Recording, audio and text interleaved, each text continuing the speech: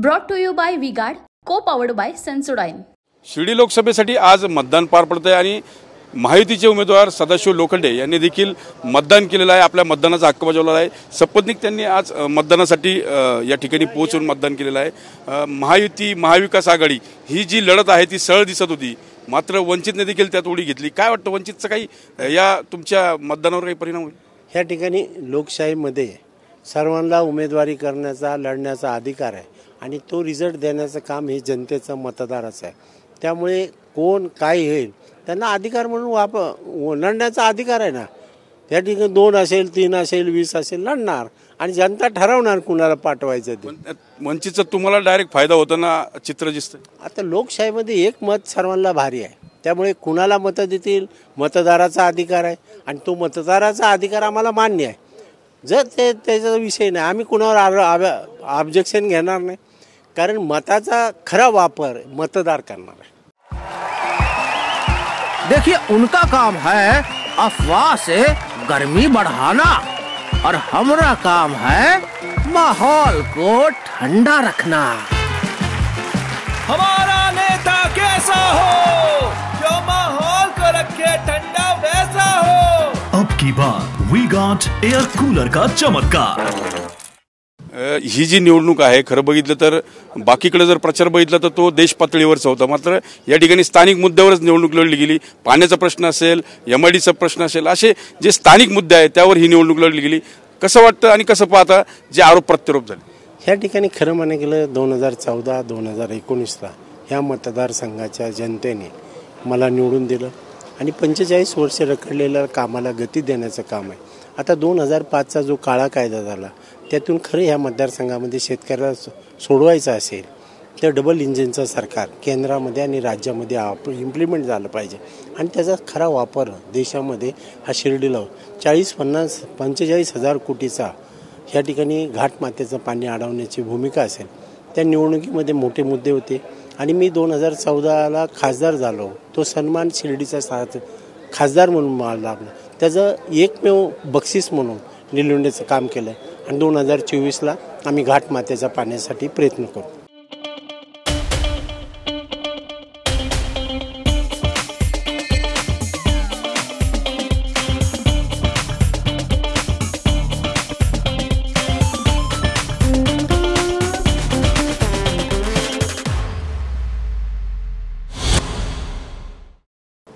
योगायोग असा आहे की तुम्ही तिसऱ्यांदा उमेदवारी करतायत, 2 वेळा विद्यमान खासदार राहिलात या मतदारसंघाचे आणि पंतप्रधान नरेंद्र मोदी देखील तिसऱ्यांदा म्हणजे त्यांना पंतप्रधान करावं अशी प्रचाराची जी रणधुमाळी जी आहे ती महायुतीकडून दिसली।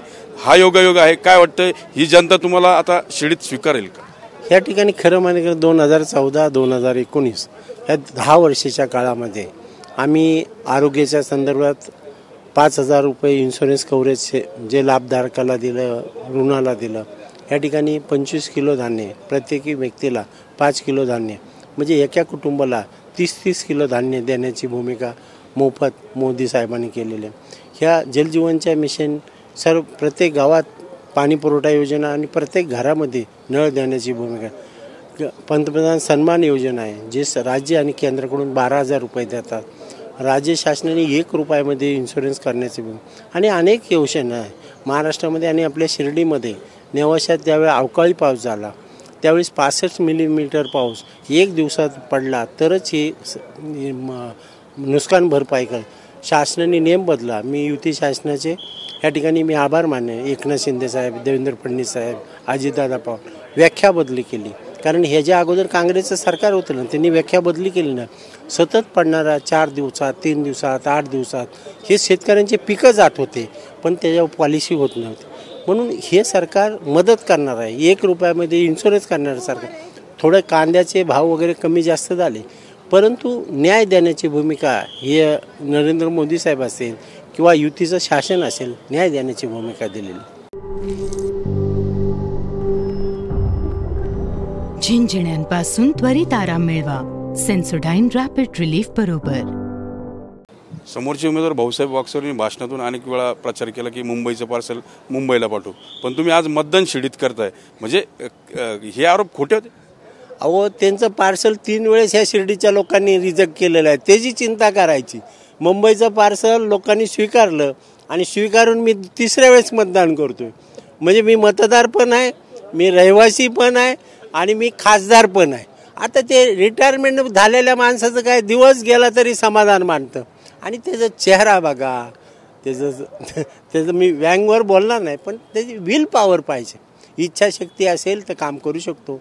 आणि माझ्याकडे इच्छाशक्ती आहे, मला बाबांचा आशीर्वाद आहे, मला कार्यकर्त्यांचा आशीर्वाद आहे, इथल्या पुढाऱ्याचा आशीर्वाद आहे, आमच्या नेत्याचा आशीर्वाद आहे आणि काम करण्यासाठी एनर्जी. मी पहिला देशामध्ये महाराष्ट्रातला आणि शिर्डीचा खासदार. रात्री 4 वाजता पहाटे मी त्या फुलतांब्याला गेलो, ते पोलीस कारवाई, मी पोलिसांना पळून लावलं. मी पहिला खासदार आहे. आझाद मैदानावर 2 दिवस मला मच्छर चावले. मी पहिला खासदार. जायकवाडीला ज्यावेळेस पाणी जातं अकोला तालुक्यामध्ये, कम्युनिस्ट पक्षाचे नवले साहेब असतील, शेतकरी संघटनेचे सावंत साहेब असतील, त्या ठिकाणी संध्याकाळी 7 वाजेपर्यंत पहाटे 6 वाजेपर्यंत पुलावर बसणारा पहिला खासदार आहे. आणि पहिला खासदार आहे. केंद्रामध्ये कांद्याच्या संदर्भात आंदोलन करणार लोक. आज तिने खुडूक झालेली कोंबडीचा काय फरक पडतो? ती खुडूक अंडे देणार नाही आणि अंडे न देणाऱ्या कोंबडीला कोण स्वीकारणार आहे, हा माझा प्रश्न. अंडे न देणाऱ्या कोंबडीला कोण स्वीकारणार आहे अशी टीका जी आहे ती सदाशिव लोखंडेंनी केलेली आहे. आणि आज जर बघितलं तर मतदानाला सकाळपासून मतदारांनी गर्दी केलेली आहे आणि एक उत्साह जो आहे तो शिर्डीत पाहायला मिळतोय. कॅमेरा पर्सन गणेश मोरेसह मी Manoj Gadekar, TV9 Marathi, Shirdi, Ahmednagar. Brought to you by V-Guard, co-powered bye Sensodyne.